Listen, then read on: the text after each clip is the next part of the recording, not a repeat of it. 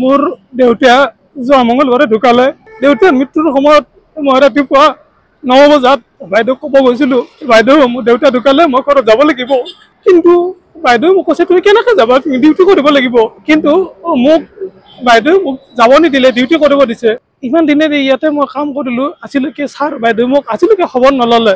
আজি মই নিমন্ত্ৰণ দিব আহিছিলোঁ দেউতাৰ কাজৰ কাৰণে। আহোঁতে মোক চিধাই এটা কথা কৈছে যে তোমাক আৰু আজি পৰা আমাক নালাগে, তুমি তোমাৰ যিখিনি কাপোৰ কানি কি আছে সেইখিনি তুমি ইয়াৰ পৰা লৈ যাবা। তাৰপিছত মই উপায় নোহোৱা হৈ গ'লোঁ। হয়, এইখিনি মই এওঁলোকৰ আগত ক'ব লগা বাধ্য হ'লোঁ। এইখিনি মই নক'লোহেঁতেন। কিন্তু আপোনালোকে বিচাৰ কৰি চাওক, দেউতাৰ মৃত্যুৰ সময়তো এনেকৈ কোনো অনুষ্ঠানে ছুটি নিদিয়ে নেকি বাৰু? ছুটি নাপায় নেকি? এই নেকি আমাৰ অসমীয়া সমাজৰ ৰীতি নীতি নিয়ম?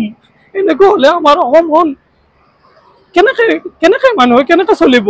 এইখিনি যদি মানৱতা গুণ নাই, এজন ডক্তৰৰ, তেখেত চকুৰ doctor, eye specialist doctor R K Das, সকলোৱে শ্ৰদ্ধা কৰে, সকলোৱে চিনি পায়। কিন্তু তেখেতে মোৰ ক্ষেত্ৰত এনেকুৱা কৰিব নালাগিছিল।